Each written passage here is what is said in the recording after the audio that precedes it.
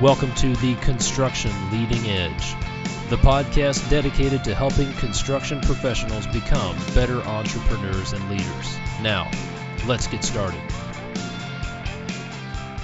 Welcome, everyone, to another episode of the Construction Leading Edge, the site and podcast dedicated to helping construction professionals become more effective entrepreneurs and leaders. Today, we have with us Bobby Darnell of Construction Market Consultants, a consulting firm assisting businesses in the construction industry with business development, sales, marketing, CRM and lead development, business planning, social media, and SEO, and they even do executive placement. Bobby, thanks so much for being on the podcast. How are you doing today, man? Doing great, Todd. Appreciate you having me on. Excellent. I'm excited to have you on. As we talked about a little bit before the show, my opinion is that, well, I'm a construction guy. I've been in the business for going on 20 years now, and I guess a nice way to say it is we've got a lot of room for improvement when it comes to building relationships, building business, and I really believe that there are some specific and probably simple strategies and tactics we can put into place like tomorrow that we can use to help build our business and ultimately grow our business. Would you agree with that? Absolutely. Cool. Well, let's just go ahead and get into it. I know everybody's busy, so we'll jump right into some questions that I want to ask Bobby. So, Bobby, here's one of the things I want to start off with is tell us about some of the most common mistakes that you see contractors who are some of a bulk of your clients. So tell us about some of these common mistakes that you see your clients making when it comes to business development. Well, we've worked through the years. We're a 13-year-old company now. So through the years, we worked with a lot of general contractors, from small local to regional to national companies. And I think if we were to highlight one thing that covering a big umbrella of areas that they can improve on when it comes to business development, it seems a lot of them confuse sales, marketing, and business development. And they need to look at those three as sort of like a three-legged stool. If you have three legs on a stool, the stool will stand, but it won't stand with one or two. So I think if they can get a better understanding of the difference between sales, marketing, and business development and how they interact and work together, that's one of the biggest mistakes I think they make. Can you tell us a little bit, just give us the 2 or 3 minute version of what those different legs of the stool are? Okay, well, this is definitely my definitions of these. I'm sure you could look it up in somewhere and find something a little bit different. But for contractors, they're not like the AAA guy that calls you up at supper trying to sell you a $65 subscription. Pretty much anybody that breathes that has a driver's license is a prospect for that AAA guy. A contractor, it's a much more involved sales process. So the business development leg of the stool is going to be developing your approach on how you find leads, prospect leads, how you present yourself in the industry. Marketing, if you will, is the spice in the soup. It's going to be what helps to entice people to listen to your story. And then the sales process is actually what you do when you are in front of that prospect, that qualified prospect, be it a building committee for a church or a bank or a retailer or whatever. It's when you actually have the opportunity to sell your services and why that person should choose you over the company that was in the meeting before you and then the company that's following you. Let's talk about qualified prospects, if you will, because I think a lot of contractors operate like they're that AAA salesman. They think anybody with a pulse is a prospect. Tell us what are some things we can do to qualify? Well, talk about why we want to qualify our prospects, what that means, and then what are some ways to qualify prospects? Well, if you go on to my site or go onto my LinkedIn profile, I had a 13-year history with a company called Construction Market Data, which was a lead generation company. The company was sold in 2001. It's called Reed Construction Data. They compete with McGraw-Hill's Dodge Report. So I got into the business from a lead perspective, learning how to uncover leads and develop those leads and watch them mature. And it's a very enticing product no matter who you buy a lead service from. A lot of the companies we work with see that a lead service is a silver bullet, but it's really not. The saying that we came up with is and I'm dating myself a little bit here. If you go back and you remember flipping the channels and you'd see the commercials for Bowflex, and I tell people, I said, buying a Bowflex does not make you look like the guy in the commercial, but the continued and effective use of it could. And that's the same with the lead. I think one of the biggest mistakes companies make is they don't track their leads. They don't have an effective lead process or lead program. So you could have a guy that wants to build the next great Taj Mahal here, and if he doesn't have financing, then he's not a qualified lead. He's not a good prospect for you. So it's understanding where exactly on that timeline between the time a developer has a glimmer in his eye to develop this new building to the time you hand that client the keys, when and exactly where do you want to get in and make your pitch, and then also doing your due diligence on finding out whether or not they're a qualified lead. And then also the most qualified lead on paper may not be a qualified lead in reality if 800 other general contractors have already pitched to that guy. That's a good point. I heard a developer once say that a qualified prospect for a building project has to have dollars, dirt, and desire. That's very true. I like that. And if they could have all the desire and all the dollars in the world, but if they have no dirt to build on, it really doesn't matter. So let's say, what are some questions, or can you take us through a really quick process?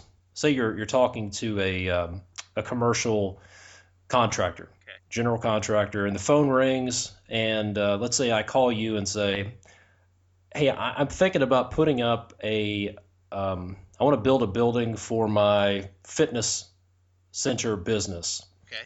I want to get a quote from you, because that's generally the question, right? Right. Can you give me a quote? What would you guide your clients to say to try to qualify me? Well, that's the tough question to answer without looking like you're trying to put them off. But you have to put them off. You don't want to appear too eager. And I've done business development, and I've done it on a contract basis, and I've done it as a W-2. And when I get asked that question, how much is it going to cost?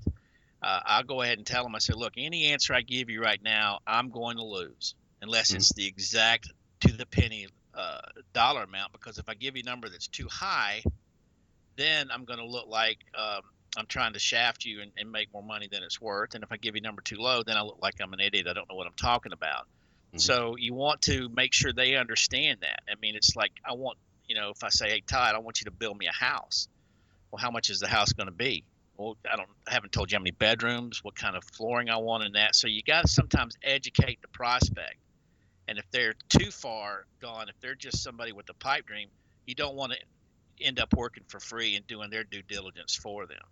Right. And I've done that in the past, and I've seen a lot of other people do that in the past, and that ends up costing you a lot of time, a lot of frustration. So what I'm hearing is it's going to depend on your specific situation, the type of business you're in. But the takeaway that I'm hearing is, regardless of what kind of business you're in, you need to come up with some sort of a qualification process, an education process, and you don't have to give them what they're asking for. If they're asking for a price, you don't have to give them that price. You can take them through an education process before that. Exactly. Excuse me. And that's a lot of a good opportunity to turn that around and show them that you are the expert in the situation. Right. If you have, as you described it perfectly, if you have a qualification process, when you get asked that question, you can then take that as an opportunity to come back and ask them questions. And if you're asking them questions that are thoughtful and you're not trying to play an I gotcha game that they don't know the answer to, then immediately they're going to see you as the expert in the situation and look to you for advice. And then that's what's starting to build that relationship, that importance of trust, that when you do bring them a price, they're going to say, well, I trust this price. Right. And that's a great spot to be in, which segues into my next question. How important is building relationships with clients, especially some of the people listening are in a competitive low bid environment, and maybe they're of the opinion that really relationship doesn't matter. It's a one and done, never going to do any business with these people again. How important can relationships be? But talk to us about how important it is to build relationships with the clients, and then what are some strategies and tactics that we can implement to be more successful at that? Well, one of the things that you've got to one of the fine balancing acts that you have to do is once you get into a situation, let's say you're on a plane or a networking event, and somebody hands you a business card and they say we're thinking of going back to your earlier example of opening our second gym, our second workout center, our second facility, or you're a guy at your Rotary Club has decided that his church is going to build a family life center. So it's all in the talking stages. Well, that's a great early lead. So what you want to do in balancing that is staying in touch without becoming a pest.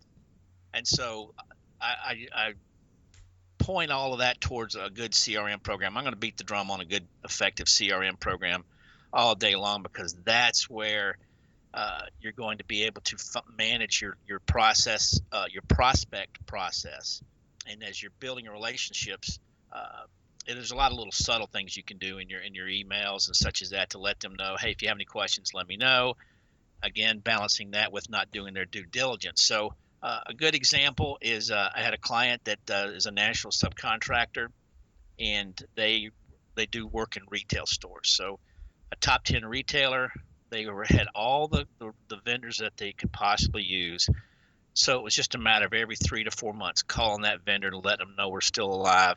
And then after about 2 years of that, I finally called the guy at the right time, and he said, Bobby, I can't believe you called. I just had to let go a contractor. Can you meet me in Florida to walk a store? So it's understanding that it's not going to turn around overnight. You building a relationship, it's a lot like a courting process. You're not going to get engaged on the first date. So you got to make sure that you have a plan and you follow that plan, and you tweak it as you go, as you learn, because things change, priorities change, but you still want to make sure that you are staying in touch without being a pest. Yeah, and I've seen that firsthand.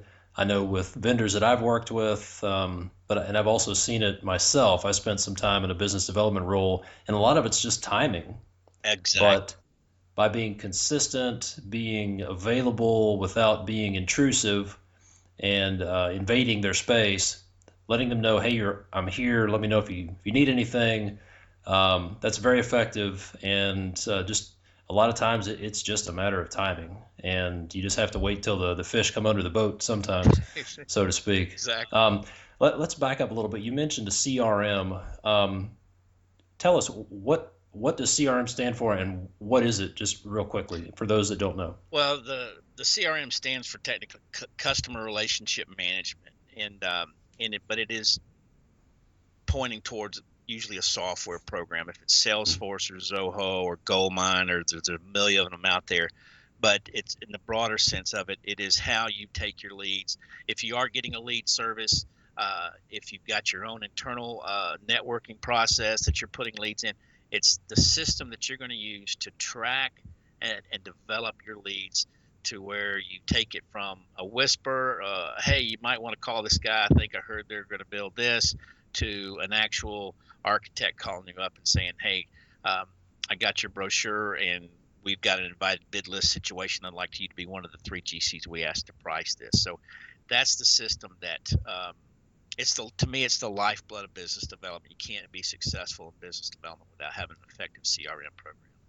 Gotcha. So strategies and tactics, one would be to have some sort of a CRM to track your leads, follow up on a consistent basis. The one thing that I really like about a CRM is it gives you the ability to track conversations. So if you have a phone call with somebody, you send an email through that system, you catch a little personal nugget. Maybe it's their kid's birthday, or you find out that the wife likes to play tennis, and the next time you talk, you can ask that question, and you're not faking interest, but it just provides a good way to track those things, and that makes a big difference. So let's drill down on the relationship, the personal relationship part of it. Talk to us about the importance of building personal relationships with your prospects and your clients. Well, you hit upon it with the CRM, is that you don't want to come off sounding like Eddie Haskell, but if you do pick up something along the way, gee, I just dated myself with the Eddie Haskell comment. But if you pick up something along the way, and it doesn't necessarily even have to be personal. It's like we work with clients, and one of the things I teach them, if you are getting a lead service, and a lot of times general contractors, they want to work architects as well, because the architect will have the situation where they invite 3 to 5 general contractors, and 3 to 5 bidding against a couple of other your competitors sure beats bidding against 30 of them on a public job. Mhm. So as you're going through your leads and you have a CRM, and let's say you're going after ABC Architects, and you see in your lead report that they did a pretty notable building. It's something that's already passed. Well, you can plug that into the CRM. So when you call them, you say, and you're starting your relationship with them, you can say, hey, you understand you guys did the design work on the XYZ building. Mhm. And we call that breeding familiarity. What you want to do is you want to try to shorten that timeline between them being a complete stranger and them being a valuable partner. You want to make that timeline as short as possible, and just toss it in something like that will help do that. I like that, breeding familiarity. Yes. Now let's talk about let's if we walk through the process, we have to have a lead capture system, whether it's could be on your website, could be inbound phone calls, could be a lead service. So now you're getting leads that are going into your sales funnel.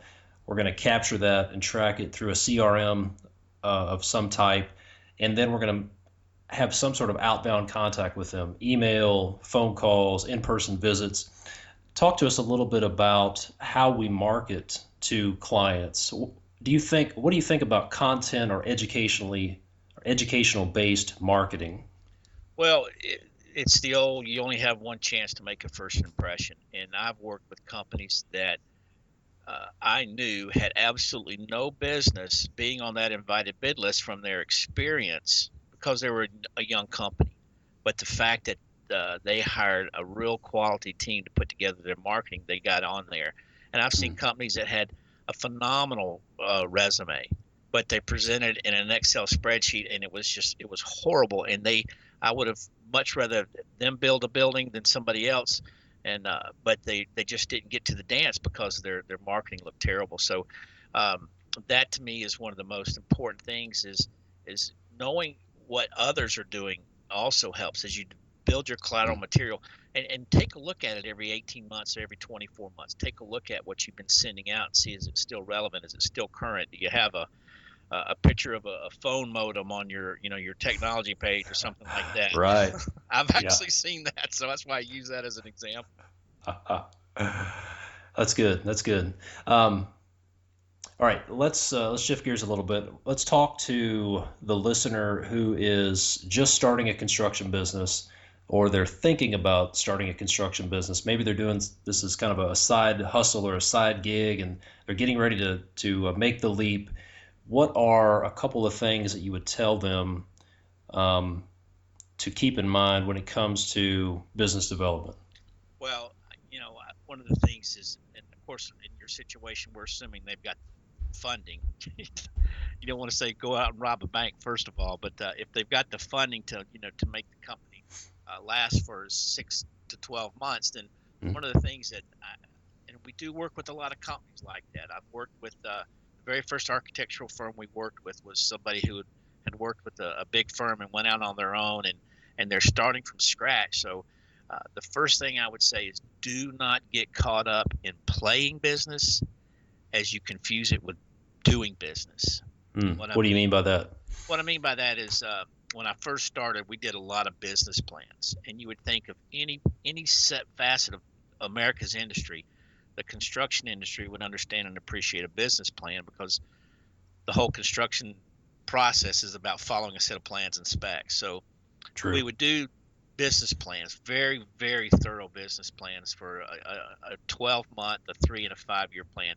And then, after a year, they would call and they'd start whining and complaining, I'm not making any money. And would ask them, well, are you working the business plan? And they go, well, no, not really.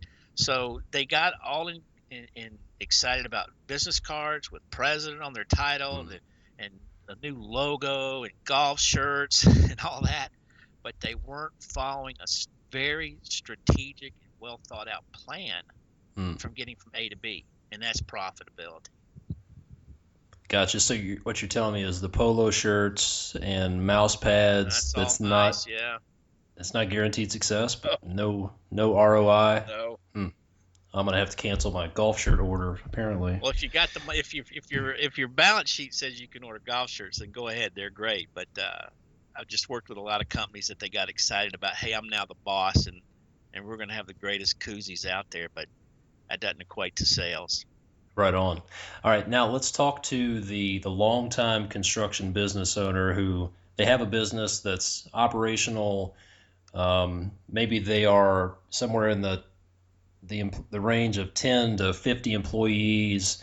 They've got their clients. They know what they're doing. What can they do to grow their business through some combination of sales, marketing, business development? What are some things that they can implement tomorrow in their business? Well, one of the things is, and another quick anecdote is that I got a call from a general contractor who had been in business 25 years, and saw my website, or I forgot how exactly they found out about me. So we sat down for a meeting, and he wanted to, engage us in a contract to help them do exactly as you described, go to the next level. And so I asked him, I said, tell me what your goals are. And he said, well, we did 12 million last year, and we'd like to do, we did 10 million last year. We'd like to do 12 million this year.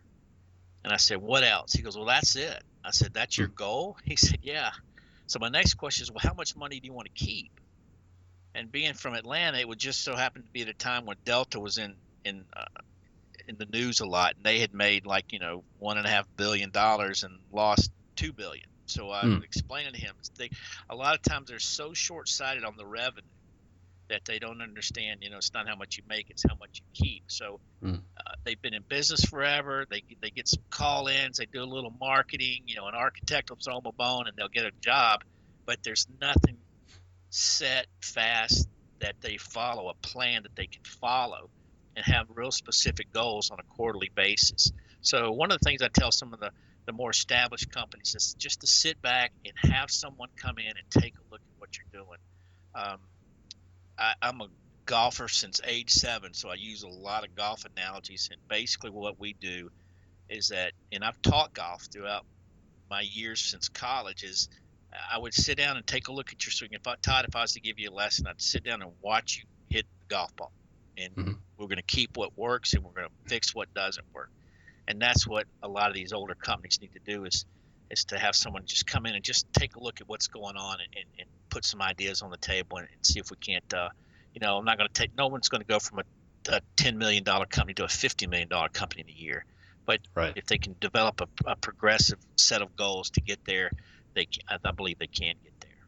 Yeah, and I've seen that firsthand. Just coming in from the outside, it's sort of like I've gone into organizations, and I felt like I had just landed on a desert island because they had these strange practices and habits, but that's all they knew. Oh, yeah. They didn't know what the outside world was like. Yeah. So it's like looking at life through lenses that you don't know you're looking at, or looking at business more specifically with these lenses on. And it's really helpful to have somebody come in and say, hey guys, this is not how the rest of the world looks at the world.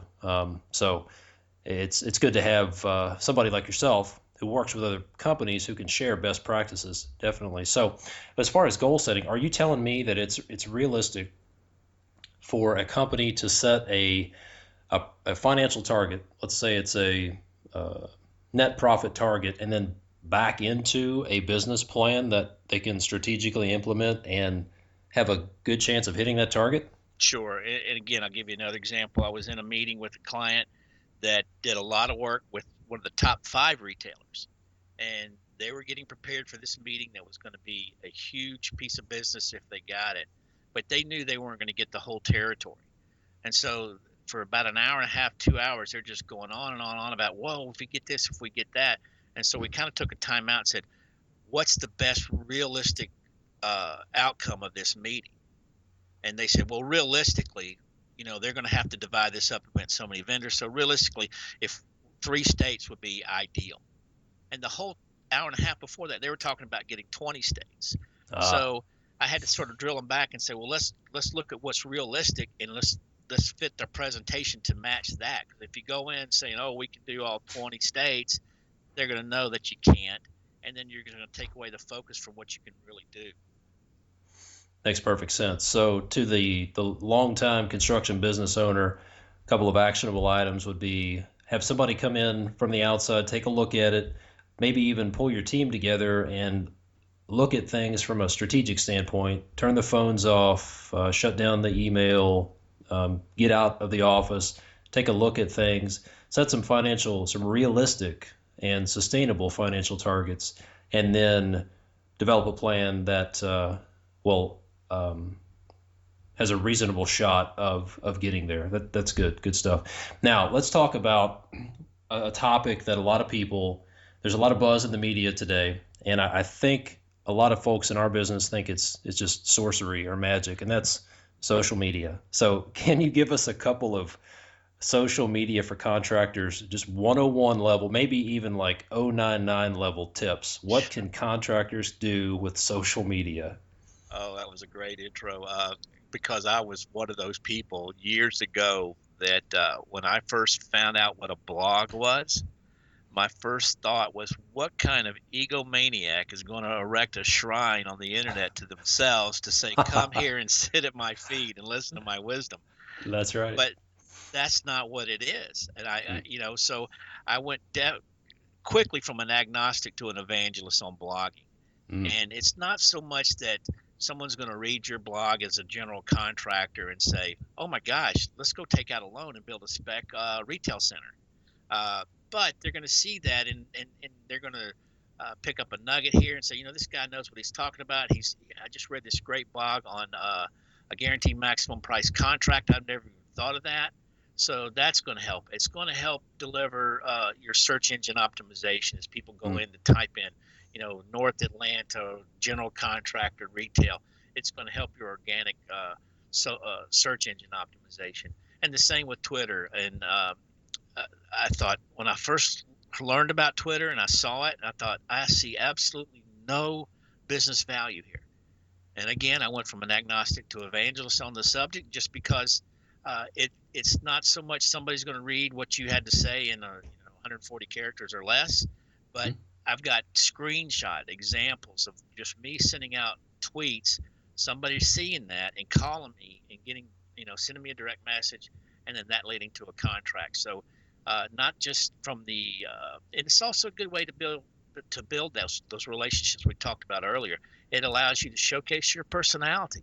Uh, Mm. what do you think is important? If you're a big, sports fan and you just retweet something that has absolutely nothing to do with with construction, but your favorite college team or whatever, there's a ways to what I call putting out hooks. Um, Mm. there's a book that there's a guy named Harvey McKay wrote a book called How to Swim with the Sharks Without Getting Eaten Alive, and he's gone on to be a successful author and speaker. But he says in the book, he says when I meet somebody, his main business is envelopes. He owns an envelope manufacturing company. They say, well, what is it you do? He goes, well, I manufacture envelopes, I write books, I do speaking engagements, and I run and play tennis. And what he says is I've offered 5 hooks that if they're a tennis player, we can latch onto that. If they need envelopes, we can latch onto that. But and you can do the same with your social media. You can put some hooks out there that people can latch onto and want to learn more. Right. So what you're saying is we our social media outlets and our exposure on social media, whether it's a company Facebook page or Twitter, we can we can show our personality, right? You can do that, It's yeah, absolutely. And it's also it is still like you defined it. It's still a nebulous, a difficult thing to define exactly what is social media. If you ask 50 people, you'll probably get 50 different answers. Mhm. But I knew back when in my agnostic stage, I knew when I went on the Wall Street Journal website and I saw that they had their Twitter feed and they had their blog site and I saw this is real. There's something real here. So it's almost like um, going back to the example of the phone modem for your technology. If you're not active in it, people are that are aware of it are going to want to know why. Am I dealing with a guy that's still using a handheld saw to cut 2x4s or whatever? So Right. it's almost there's a certain level of uh, I don't know what the word I want to look for. You have to be in it to be a real player. Yeah, it shows legitimacy. Yeah, there you go. Thank you. Yeah, yeah. And the other thing that I think it does, going back to the sales process of sometimes it's a matter of timing, is if you can have those hooks hanging out there, then that person who's not ready to buy today, they're seeing your tweets or they're seeing your Facebook posts. They're seeing that your company, pictures of your company picnic or your Christmas party on the Facebook page. And then when it is time to buy, they have this positive mental image, like um, your term breeding familiarity. It's interesting how we become familiar with people over LinkedIn or Facebook or Google Plus, and we've never met them, right? Exactly. So, And I've got some valuable business partners, and I say business partners in that if I get an offering to do something and I don't have the bandwidth, I can lateral the ball to some web developers that I've worked with, and such as that. I've never met them face to face, but I've had many conversations with them over the phone, and we met through social media. yeah, great. So it's not evil, it's not magic, No, and it's something that we need to get into and start taking baby steps toward. absolutely. Okay, now imagine there's a business owner who maybe they've had a sales guy working for them, but they've never had a business development program or a business development pro working for them. How does that? What are some ways for a business owner who's not an expert, or maybe they don't have much value for business development? How do they effectively manage either an individual of that's a business development person or a team of business development folks? What are some systems, metrics, mindset things? What are a couple of things that they can sink their teeth into to help manage their business development staff? Well, part of that would definitely be to develop a plan for business development, and I'm going to come back to the CRM. What's realistic? If you brought the rule of thumb in construction for business development is you shouldn't expect your business development person to bring in a contract for the first 6 months. Mm-hmm. If they bring in something in 6 months, then they've paid for themselves. But it's like the old saying, you can't tell if you're winning or losing unless you're keeping score. And so you've got to have a CRM system that says, okay, how many marketing packets did we get out this week? And of those marketing packets, how many face-to-face interviews did we get? And of those face-to-face interviews, how many pricing opportunities did we get? So it's sort of a pyramid that you've got to develop. What's realistic, And the only way you can develop a realistic plan is to go back in your past and see what's worked in the past. Do we subscribe to this lead service, that lead service? How many job leads do we get from having a booth or sponsoring a hole at the local association golf tournament? Or how many networking leads do we get from our networking group? A lot of companies don't even have networking groups. So you got to look at the past to plan for the futures. And that is using your CRM and getting that set up so that when your business development guys been there 2 weeks, say 2 months, you can go, let's look back. And I'm not necessarily counting how many calls that person made each day. Nobody likes that. But you're going to know whether or not they're making the calls or doing the approaches by seeing the results. And the only way you can see the results is balancing that against a plan that you put in place. Sure. So one of the things that I've struggled with in the past is balancing activities-based results, I guess, versus performance or actual results. So activities being calls, packets, meetings, and actual results being contracts and sales. What advice would you give to the construction business owner who's, they're thinking, all right, I have a 6 month runway, and I'm going to invest, say, 50 grand. Which what I'm hearing, Bobby, is you want me to invest 50 grand in this person, knowing that I'm not going to get anything for 6 months, and they better be producing. What advice would you give them on balancing the activities based reporting versus results? Does that make sense? Absolutely. I like to throw out quotes, but one of my favorite quotes is never confuse activities with results. Mm, And that stems back from my days at construction market data, is that you'd see people in the room, they're all on the phone, they're talking on the phone, and you're thinking hopefully they're talking to architects or developers or contractors, and you have no idea who they're talking to. They could look as busy as they possibly can be at the end of the week.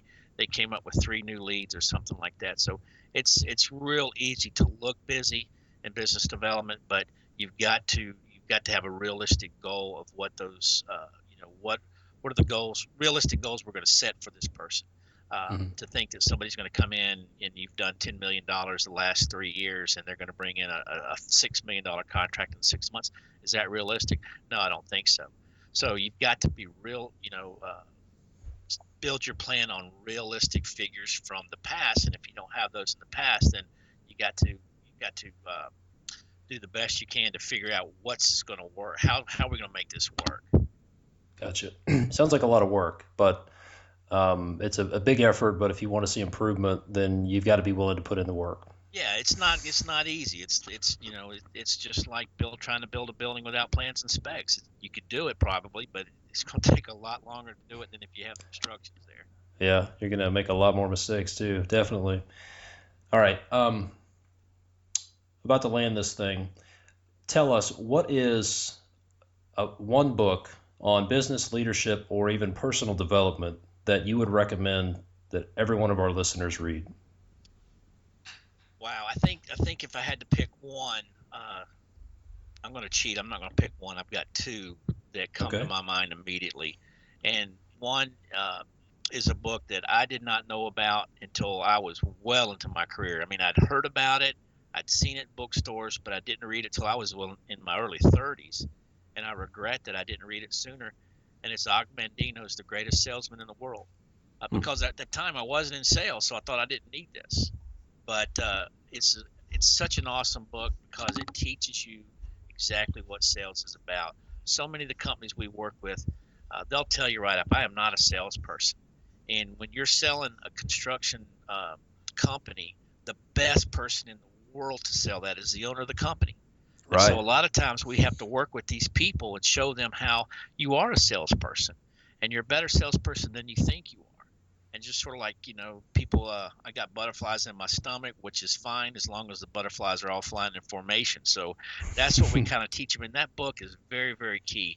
And there's another one. There's a guy out of North Carolina named Jeffrey Gitomer, and I'm no ties to Jeffrey Gitomer at all, other than I'm a big fan of his. And he's got a lot of books out on sales, and he's got a free weekly newsletter that I encourage every single person I work with or don't work with to sign up and get, because most of the people we work with aren't salespeople. And Jeffrey will offer a multiple choice question that's like, even somebody that's been doing sales as long as me will look at it and think, I know it's not A and I know it's not C, but is it B or D? And you'll hem haw over it, and then you'll pick one, and then the answer, well, he'll show you how everybody else voted, and he'll tell you why the right answer is the right answer. So uh, I would definitely, any book that Jeffrey puts out, he's got a lot of books on sales and networking, and so I would encourage anybody to take a look at those two books. Great. Well, I'll be sure and put links to both of those books and to Jeffrey's website in the show notes so folks can find that. That sounds like good stuff. All right. If you could go back in time, back to Bobby in 2004, 10 years ago, and give that Bobby one piece of advice, anything, what would it be?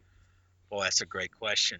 Um, Going back to what I said about social media and my preconceived prejudices against it, I think that if I could go back and tell my 10-year younger self, is to not be so hesitant to embrace new technologies. And I'll give a quick example of that. I worked a project with one of the financial backers, um, owned a lot of stock of a publicly traded company. And getting to know the guy, I knew that he had a lot of money. And so, being an inquisitive person, I went onto the SEC website and found out exactly how much stock this guy had in this company. He was worth $400 million, and he Wow. had a cell phone the size of my shoe, and I wear a size 13 shoe. And so after I finally got to know him well enough to pick out him, I said, Mark, I said, they're making these cell phones smaller these days. And he held his up. He said, yeah, but I know how to work this one. He was afraid of getting a newer phone because he was so comfortable with his old. And Ah, so that's, if you're doing your bids on on Excel, if you're afraid of, if you're using Outlook as your CRM and you think, yeah, I kind of get what he's saying about CRM, but I'm just happy and content here. Uh, Go back and open up your mind a little bit and embrace some of the newer things out there. They're new and they're fast and they're good and they're popular for a reason. Well, along that line, what are some new technologies that you see today that we really need to take a hard look at in our industry? Well, it's not necessarily business development related, but one of the things that my small companies embraced is the cloud. We moved our office recently, and lo and behold, I just moving my computer, my main computer. We lost everything, Oh, but we wow. had it all backed up on the cloud. So just some safety precautions like that. But there's so much that's being done now with the handhelds and keeping your team informed, and Mhm. that again going back, just take a look at what's out there, and then if you don't know, ask around. LinkedIn. That's one thing right there. Then in of itself is just LinkedIn. I've talked to so many companies that just don't quite understand LinkedIn, and it is a huge, huge tool for contractors, subcontractors to network. I think LinkedIn is the best way out there to say, look at me without saying, look at me. If you just get on there and participate just a little bit, and then you can hone in on the groups in your area, your local area, and that is a fantastic way to get people to take notice of you. Yeah. So the way I've heard LinkedIn described is it's the Facebook for business, Yep, that's a good way to describe it. and it's growing. It looks like it's here to stay, and it's only getting more and more entrenched in business. And going back to that term you used, breeding familiarity. If there are people looking for contractors, then that's one of the places they're going to go. They're going to go to LinkedIn, and it operates just like a search engine. So that's good advice. So don't be so reluctant to embrace new technology just because something works for us today or yesterday. Doesn't mean that's the way that we should stay for the next 5 or 10 years. Good stuff. All right, to wrap up, what is one piece of actionable advice that you would recommend everybody listening to this podcast would take this week to make them either a better leader, business owner, or simply a better person? Just um, one actionable item that you would recommend everybody take. Well, if I could just focus that towards business development is I think if somebody said, Bobby, I just need you to tell me one thing that I can do to improve my company. I think it would be the thing that's overlooked the most is to have someone come in, and it doesn't have to be a paid consultant like myself. It could be your friend that's the architect, your friend that's the engineer, or somebody come in and sit down that's going to be honest with you and listen to them, have them listen to your sales pitch, and have them listen to the presentation you make for the building committee, and have them critique that, because so often companies do the same pitch year after year after year. They tell the same stories, the same jokes, the same anecdotes, and to them it's comfortable. It's like those your favorite pair of jeans, but it may not be what the audience needs to hear. So it's kind of like, again, going back to the golf analogy, have someone come in and take a look at your swing and tell you where your stance is wrong, your grip is wrong, your downswing is wrong, and have them tell you about that, and then look at that yourself and say, how can we improve this? Yeah, but if I ask, what if they tell me it's something I don't like? What if you tell me my swing's not perfect, or you tell me my pitch isn't compelling? Well, then you then ask them why it's not compelling. What didn't resonate? Why did that not resonate with you? And and Yeah. and then have them explain why. I mean, because if they're a successful architect or subcontractor, they're doing something right. And you may not have to act on it. You may say, well, you know what? I see his point, but I still think that my audience needs to hear this. At least you're challenging yourself to have someone to take a look at it, and then springboard off of that. What other areas of our business can we do Mm. that we just have sort of fallen into a rut? When is the last time we changed anything? Yeah, that's good. Take a good look. Do you think it's okay to ask for customers for feedback? Let's say you're not successful on a proposal. Is it okay to ask for some feedback? What can we do different next time? Absolutely. It's almost mandated in any company that I work with is, if we didn't Mm. get the business, can you help me out and tell me why? When I do a live event, one of the first things that I do when I'll start off, I'll have my cell phone in the hand, and I would walk up to you and I say, Todd, will you do me a favor and hold my cell phone? I've never had anybody refuse to take my cell phone and hold it for me. And after they Mm, do that, I tell the whole group, see, you never know what someone's going to do for you until you ask them. mm, And so ask, yeah, why did I not get the business? Especially if it's a long process. I mean, I've done vetting processes with national retailers for clients that takes 12 months. 12 months and then to get shortlisted, and then you get shortlisted and you send in your proposal, and a lot of times it is price, but a lot of times it's not. Say, what can mm. we have done better? You're not going to And the learn. and the worst thing they can do is say, "No, I'm not going to tell Yeah, you," and you end up with the same amount of information as you had if you didn't ask. the answer is always no until you ask. That's right. That's good. Well, great. Well, looking around your website, one of the more interesting services I saw is a program that you call your four geniuses programs, versus the books that have been out for years, the contracting for dummies or Word, Microsoft Word for dummies. You have a four geniuses program. Tell us what that's about. Well, it's several modules that we created, and we don't work with dummies. The people that we work with are brilliant, and it's just that they're not necessarily brilliant at marketing or LinkedIn or prospecting. So we've developed these modules that are typically done over the phone with the web connection with my computer, where I can walk them through these different modules. We call them for Genius series. Just like I said, we work with LinkedIn for geniuses at things other than LinkedIn, or prospecting for geniuses at things other than prospecting. And so those are just one-on-one things. They can last from an hour to 4 hours to a full day, and it's where we sit down, and it's us, via the great internet, where we're taking a look at that person's swing and showing them some techniques to get out more marketing packages each week, or to increase their activity on LinkedIn, or showing them techniques that I use on LinkedIn that gets people to come to my website. And so that's that was just me trying to be clever, I guess, by calling it the Four Geniuses series. But it's true. We work with a lot of brilliant people. They just need a little help with their sales, business development, marketing.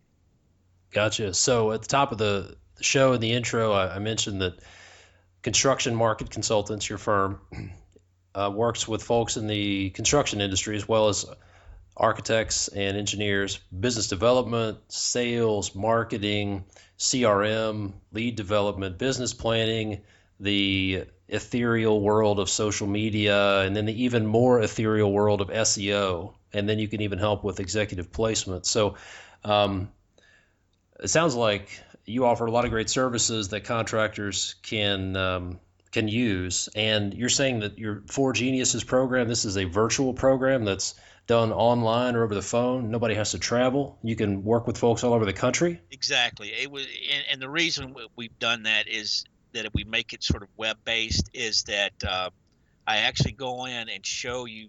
There's a lot of screenshots on here from LinkedIn and of companies' profiles and people like that, just to show them the ins and outs of LinkedIn for one thing, and to get people to sign off on me allowing them to use them, that is would be impossible. So it's more of a just you're virtually sitting next to me at my computer, and I'm just showing you some things like that. So, and it just, no one wants to travel, and if you can get it done like this in the comfort of your own office, then it's people. I find people tend to be more attentive to what's going on. Absolutely. That sounds like a great program. Well, that gets me to the end of my questions. Is there anything else that we didn't cover, Bobby, you think we should talk about? No, I think what you're doing, Todd, is fantastic. I think that through podcasts, through LinkedIn, and just networking groups, that there's so many ways out there for contractors to build new business, and to increase the public's awareness of them, or their prospect based awareness of them. And I think I'm excited to be a part of this, and I think you did a great job, and I'm flattered that you had me on the show. Oh, I've had a good time. I've certainly learned a lot, and I appreciate you taking the time to share with us. I think we got some great stuff that we can put to work tomorrow. I think we've got some things we can work on, and then long term, we know who to talk to. We know who to call, and I'm sure that you'd be more than willing to talk to these folks, geniuses. Maybe That's you may right. have a dummy qualification process that you go through. But if somebody wants to get in touch with you, Bobby, what's the best way for them to do that? Well, they can go to our website. All my contact information is on there. It's www.cmconl.com. You can find me on LinkedIn. I've got a marketing blog called buildingnewbusiness.com. So you should be able to track me down fairly easily. And I would recommend that you go check out Bobby's LinkedIn profile. It's one of the more creative profiles I've ever seen. It even has I guess you have a qualification process in there because it has some statement like, if you're selling prescription medication or you need heavy lifting, don't contact me. Otherwise, hit me up on LinkedIn. I'd be glad to network. Yeah, So, I think I had tore my rotator cuff, and I was probably on pain medicine when I wrote that. But and I was getting spammed for pharmaceuticals over in Canada at the same day, so that's why I stuck that in there, I guess. well, if you've got a strategy to stop the pharmaceutical emails from my inbox, I'll sign up. So, well, listen, Bobby, it's been a pleasure chatting with you. Thanks so much for the information, guys and gals. If you have questions, call Bobby, email Bobby. He's got lots of good information. Go to his website, take some time, invest some time and money in business development.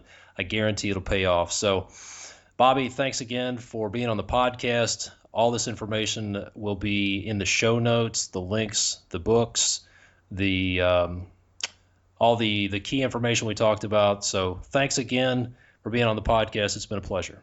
My pleasure, Todd. Thanks for listening to The Construction Leading Edge.